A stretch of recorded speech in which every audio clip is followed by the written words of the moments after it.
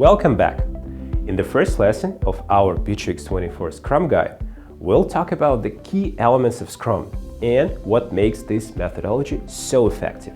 Of course, Scrum is such a big concept that it's hard to condense it in just a few key elements.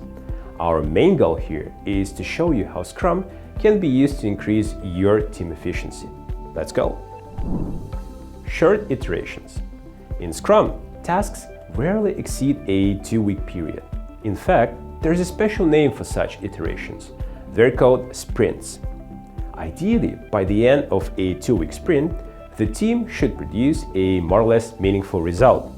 If a task is too big to be completed within a single sprint, just break it down into a few smaller tasks or stages.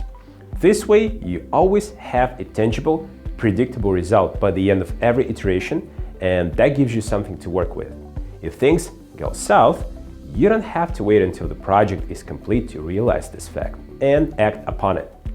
Scrum allows for a quick course correction without jumping and abandoning the ship.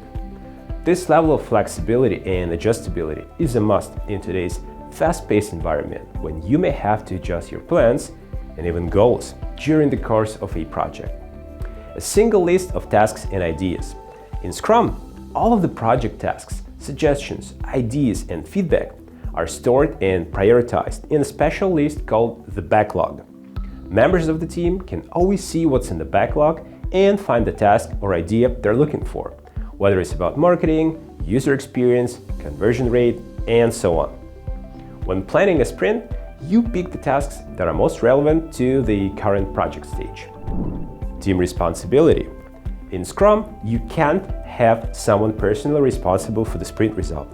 It's always the whole team. Sure, your team members can complete their tasks on time perfectly, but if there's just one person on the team who drops the ball, the whole team fails to deliver. But that's what's great about Scrum. There is no need for the project manager to stand behind people's backs and micromanage. Team members have to communicate with each other more, which in turn leads to a more productive collaboration. This is one of the many positive effects your team will experience when they switch to Scrum: improved communication and collaboration. Task completion criteria, or definition of done. Before a sprint starts, the Scrum team sits down to discuss the task completion criteria, called the definition of done in Scrum, to make sure everyone's on the same page when it comes to deciding whether a task is fully completed. This way, every team member will have very specific criteria they can use before marking a task as complete. As a result, you get a more independent, more focused team that doesn't need a constant back and forth between the team members and the project manager. Everyone on the team can sign off on their own tasks and have full responsibility for the result. Systemic, transparent approach. Although it may seem a bit chaotic at first, the Scrum method is actually quite rigidly structured.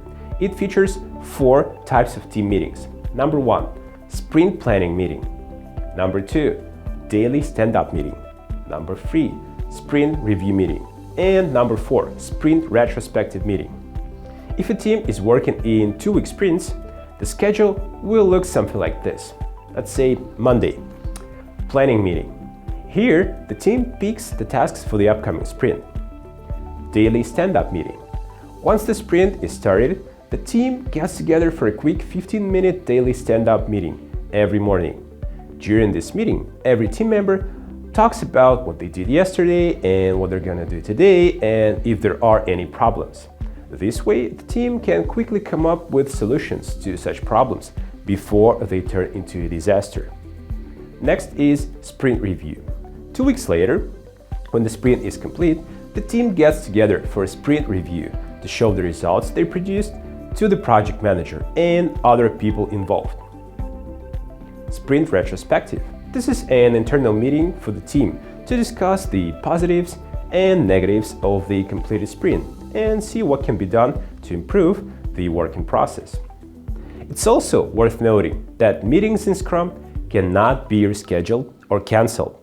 This rigid, predictable schedule ensures a steady pace and complete transparency to the point where every team member knows exactly what's going on at any given moment.